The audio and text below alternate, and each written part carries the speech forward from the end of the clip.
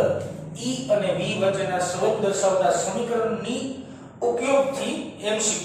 આજે આપણે વાત કરવાની છે અસમાન વિદ્યુત ક્ષેત્રમાં E અને ડેલ્ટા V વચ્ચેના સંબંધ દર્શાવતા સમીકરણની મદદથી આપણે ચર્ચા કરવાની છે એના MCQ વિશે. ત્રણ MCQ બોર્ડ પર લખેલા છે. આ એડવાન્સમાં કહું છું, આ MCQ તમને હોમવર્કમાં કરવાનો છે. આ MCQ તમને ક્યારે આવડશે તો કે જ્યારે પહેલો ને બીજો MCQ આવડે, બે આવડતા હોવા ફરજિયાત છે તો જ આ આવડશે, બાકી MCQ આવડશે નહીં. એટલે બે MCQ માં ખાસ ધ્યાન રાખવાનું. બહુ ઈઝી MCQ છે. હું છે વાક્ય રચના વિચારીએ. V બરાબર 2x y z. તમને વિદ્યુત સ્થિતિમાન પોટેન્શિયલ ડિફરન્સ નું ઇક્વેશન આપી દીધેલું છે.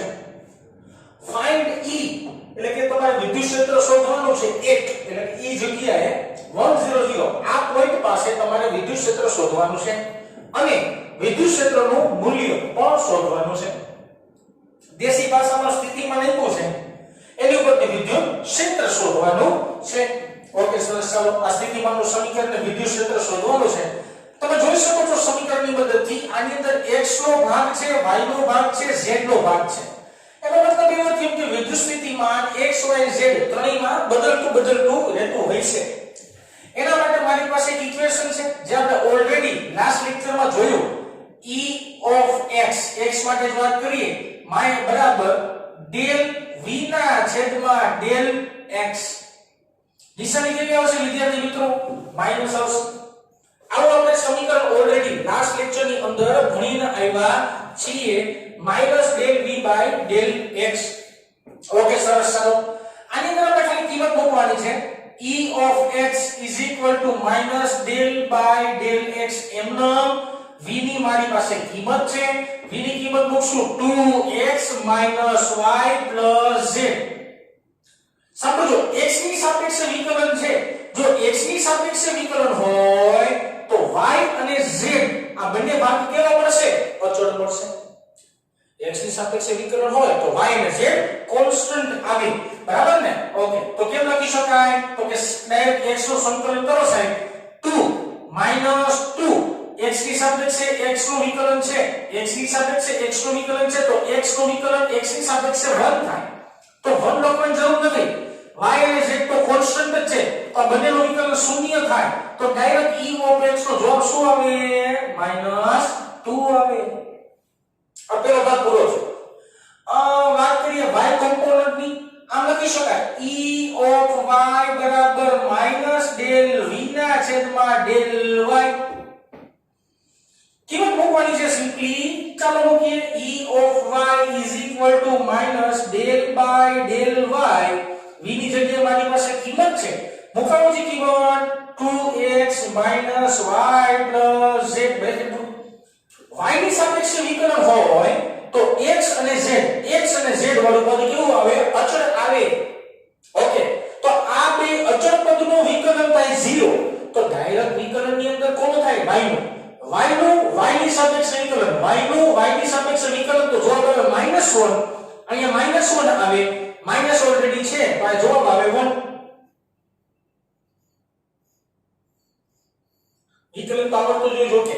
બરાબર ને? છતાંય સમજાવવા જેવી વાત છે. ઓકે, ત્રીજી વાત. E of z is equal to minus del v ના છેદમાં del z. z ની સાપેક્ષે વિકલન. જો સાંભળજો, આ સમીકરણ છે ને એ મેં તમને વધારાના કરાવેલા છે.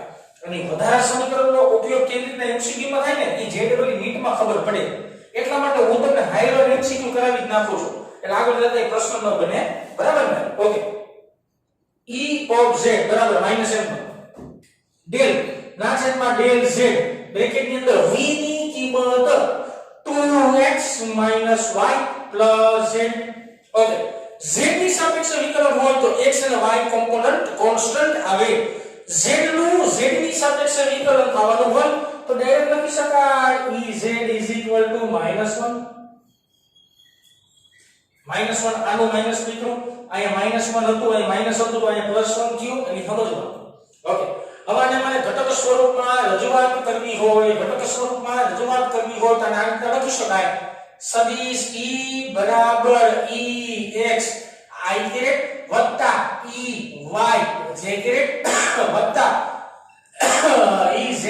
k કેરેટ મૂકોજી કિંમત e બરાબર e of x એટલે -2 i કેરેટ વત્તા 1 y એટલે 1 છે 1 j કેરેટ માઈનસ એટલે plus or minus -1 k caret અથવા તો ખાલી -k કેરેટ ને પ્લસ j કેરેટ લખી શકાય તો આ મળ્યું તમને વિદ્યુત ક્ષેત્ર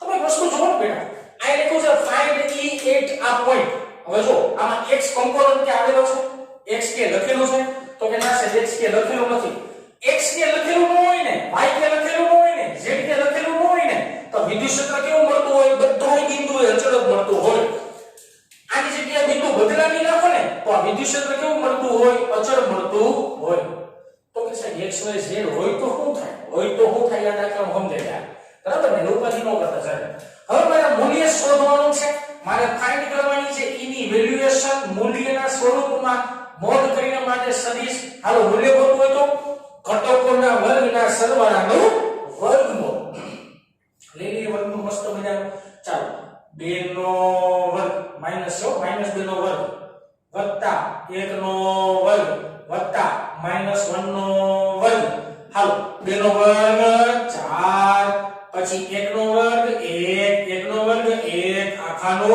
વર્ગમૂળ 4 વત્તા 1 વત્તા જવાબ આવે √6 આ તમારો થયો મૂલ્યની દ્રષ્ટિએ વિદ્યુત ક્ષેત્રનો ફાઇનલ જવાબ આ ફાઇનલ આન્સર રેડી થઈ ગઈ વાત ઓકે તો બે જવાબ તમારે શોધવાના હતા જે તમને ઓલરેડી મળી ગયા છે ઓકે ત્યારબાદ આપણે નવા દાખલાની ચર્ચા કરીએ એની પહેલા થોડુંક આમ ભાગ અલગ પાડી દઈએ નકર ખીચડી થઈ જશે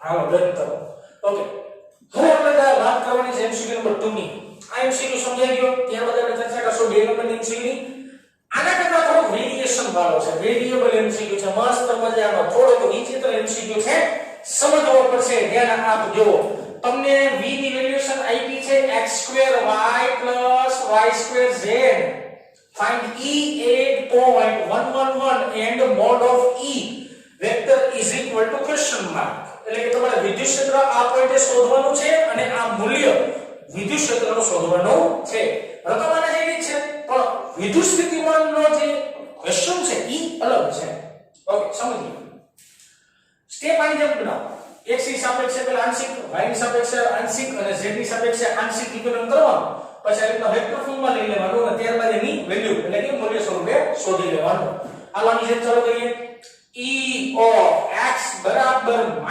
-del v ના છેદમાં del x ઓકે આનો મૂકે સિમ્પલ y બરાબર -m નો del ના છેદમાં del x m નો v ની વેલ્યુએશન મારી પાસે છે મૂકો જી x2y y2z x ની સાપેક્ષે વિકલન સમજો મારી વાત x ની સાપેક્ષે વિકલન હોય તો y અને z બંને કોન્સ્ટન્ટ આવે y ની સાપેક્ષે વિકલન હોય તો x અને z કોન્સ્ટન્ટ આવે z ની સાપેક્ષે વિકલન હોય તો x અને y કોન્સ્ટન્ટ આવે આ સિદ્ધાંત આપણે ભૂલવાનો નથી e of x x ની સાપેક્ષે x નું વિકલન પણ બાજુમાં અચળાંક છે તો અચળાંકનું જીવનમાં કઈ થાય જ નહીં y m નો સમજો -m નો છે y m નો આવે અને x2 નું વિકલન થાય 2x x2 નું વિકલન શું થાય 2x ખબર પડે ને હોય ઈ આગળ ને હોય એમાં એક નો ઘટાડો વત્તાની નિશાની આમાં એક ચલ પદ છે x ની સાપેક્ષે છે તો આ ચલ પદ છે નથી તો વિકલન શું થાય 0 તો ફાઇનલ આન્સર મારો શું આવ્યો e of x = -2xy અમારો જવાબ થયો ખબર પડે કે ન પડે નો પડે કઈ દે નાખો 5x ઘનનું વિકલન કરવાનું x ની સાપેક્ષે 5x ઘનનું વિકલન કરવાનું છે x ની સાપેક્ષે અચળ રાશિ નો જે હોય ઈ આગળ અને હોય એમાં એકનો ઘટાડો આવું સૂત્ર છે યાદ આવે ને x n n x n - 1 આવું ઇક્વેશન અમારી પાસે બરાબર ઓકે આપ સાથે માર્ક કરી 15 x નો સ્ક્વેર આ તમારો જવાબ છે તો એવું જ કંઈક ને અહીંયા કર્યું છે કાઈ નો કર્યું નથી કોકને એમ થાય કે આ બધું હું કર્યું કે ખબર પડી નહીં પણ સિમ્પલ વિકલનના ઇક્વેશન ઉપરથી આપણે વિકલન લીધેલું છે. ઓકે, વાત કરીએ ey ની. e of y is equal to minus del v ના છેદમાં del y minus del ના છેદમાં del y. v ની જગ્યાએ વેલ્યુએશન મૂકી દો x square y plus y square z. x square y plus y square z. આપણને વિકલન મસ્ત મજાનું e of z y sorry e of y. Okay okay e of y is equal to minus m બ્રેકેટમાં આવો y નું વિકલન છે x ની સાપેક્ષે નથી, એનો મતલબ એવો થયો x સ્ક્વેર કોન્સ્ટન્ટ કહેવાય અને y નું વિકલન y ની સાપેક્ષે 1 થાય. y નું વિકલન y ની સાપેક્ષે 1 થાય. વચ્ચે સરવાળાની નિશાની. ઓકે, y નું વિકલન છે તો સાથે કોન્સ્ટન્ટ પદ શું છે z, તો કોન્સ્ટન્ટ પદ m નો અને y નું વિકલન y ની સાપેક્ષે થાય છે 2y મળે. આ વિકલન છે, સમજી લેવું જોઈએ. કોન્સ્ટન્ટ પદ એમ ન હોય અને ચલ રાશિ હોય ને એનું વિકલન એટલે એક ઘાત આગળ હોય ને ઘટાડો, બરાબર. લખો e of y બરાબર માઈનસ અહીં વ્યવસ્થિત લખી નાખો x square minus 2zy. 2zy કરતા yz બોલવાની મજા આવે નહીં. Okay, 2yz ready. આ થઈ ગયું e of y. હવે આપણે વાત કરીએ e of z ની. e of z equation minus del v ના છેદમાં del z. del v ના છેદમાં del z is equal to minus m del ના છેદમાં del z m બ્રેકેટ ની અંદર v ની કિંમત જે મને રકમ આપેલી છે x square y plus y square z. Okay સરસ. e of z is equal to minus m bracket ની અંદર z વાળું કઈ ચલ હે, z વાળું કઈ ચલ હે તો કે નથી, 0. z વાળું કઈ ચલ ન હોય તો z ની સાપેક્ષે વિકલન થાય નહીં. વચ્ચે સરવાળાની નિશાની z વાળું પદ છે હા, પણ એની સાથે અચળાંક m નો z નું z ની સાપેક્ષે વિકલન થાય 1. Final answer minus y square. એક છે માઈનસ y સ્ક્વેર તમારો જવાબ છે. ઓકે બેટા, વાત કરવા જઈ રહ્યા છીએ આના પદની અને સદિશ સ્વરૂપે રજૂઆતની. તો e સદિશ is equal to ex i cat વત્તા ey z વત્તા ez k cat. જો તમને હું સમજાવું તો આ એક સમજાવતો તો તમને અચળ હું કરવા કોઈ સમજાવું લ્યો. અહીંયા છે ને આ જોડમાં xy છે, xy z માંથી કોઈ પણ એક તો છે, ખરેખર બે છે પણ કોઈ પણ એક તો છે. અહીંયા xy z માંથી કાંઈક તો છે, આમાં xy z માંથી કાંઈક તો છે. એનો મતલબ એવો થયો હવે અહીંયા તમે પોઈન્ટ મૂકી શકો. હવે તમે 1 1 1 આવા પોઈન્ટ હતા, અહીંયા પોઈન્ટ હતા 1 0 0 તો હવે મૂકી શકો તમે. અહીંયા x બરાબર 1 થાય, y બરાબર 0 થાય, z બરાબર 0 થાય. x બરાબર 1, y બરાબર 1 ને z બરાબર 1. દેશી ભાષામાં e નો જે જવાબ આવે છે ને e of x, e of y ને e of z ના આન્સર ની અંદર x y z કોમ્પોનન્ટ હોય જ નહીં તો તમે કિંમત ક્યાં મૂકવા જાવ? આમાં હે જ નહીં લો તો કિંમત ક્યાં મૂકવા જાવ? મૂકી હગાઈ નહીં તો આ સમીકરણ બધાય કેવું કહેવાય? અચળ કહેવાય. બધાય અચળનો મતલબ શું સમજાવો. અહીંયા પોઈન્ટ કરી નાખો 50 200 ને 100, 50 200 ને 100 પોઈન્ટ કરી નાખ્યા તો વિદ્યુત અચળ વિદ્યુત કહેવાય, બરાબર. ઓકે, જે અહીંયા એવું નહીં થાય. કેમ નહીં થાય? હાલો સમજાવો. e સદિશ બરાબર e of x એટલે મારી પાસે છે -2xy i વત્તા e of y એટલે મારી પાસે છે -x² - 2yz z વત્તા z કોમ્પોનન્ટ છે મારી પાસે પ્લસ ઓર માઈનસ બેટા માઈનસ કરી નાખો અથવા તો માઈનસ કોમન કાઢીએ તો બધું માઈનસ થઈ જાય. માઈનસ કોમન કાઢતા તો પ્લસ આવશે, બ્રેકેટ કાઢી નાખો, બરાબર ને. ઓકે, એટલે અહીં માઈનસ આવશે y² k. હવે જો એક ધી પોઈન્ટ 1 એક ધી પોઈન્ટ 1 1 1 તો આપણે લખવાનું 8 પોઈન્ટ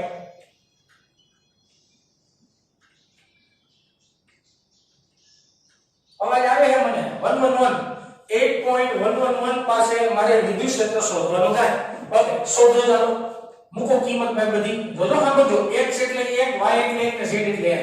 અહીંયા છે માઈનસ 1 1 ગુણ્યા 1 1 ગુણ્યા 2 એટલે i છે વચ્ચે માઈનસ નિશાની 1 નો સ્ક્વેર 1 વત્તા 2 ગુણ્યા 1 એટલે આ 2 અને 1 એટલે ટોટલ થાય 3 જે કે માઈનસ અહીંયા મૂકો 1 નો વર્ગ 1 કે તો આ મારો મળ્યો વિદ્યુત ક્ષેત્રનો 100% સાચો જવાબ.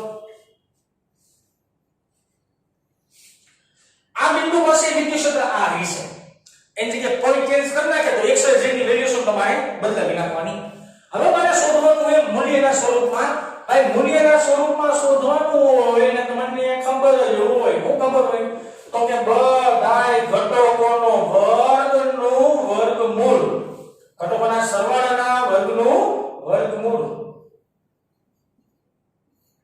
હવે આ બધી સાદું રૂપ બેટા 2 2 4 3 3 9 1 1 4 ને 4 સોરી 9 ને 4 13 13 ને 1 14 અમારો ફાઇનલ આન્સર થયો. અમારો ફાઇનલ જવાબ છે. એવો જ એક દાખલો MCQ મસ્ત મજાનો નાનો નાજુકો આના કરતા જો કે અઘરો છે પછી MCQ તમને આપ્યો છે એટલે હોમવર્કમાં MCQ નો આખું કેલ્ક્યુલેશન તમારે મને તમે જ્યારે સ્કૂલમાં મોકલતા હોય ને હોમવર્ક ચેક કરાવવા બરાબર એની ભેગોનું કેલ્ક્યુલેશન મોકલી દેવાનું. એટલે તમે ધારો કે આ વિડિયો કાલે જુઓ તો પ્રમથી તમારે સોલ્યુશન દેવું પડશે. હું રિપોર્ટ મગાવીશ યાદ રાખજો.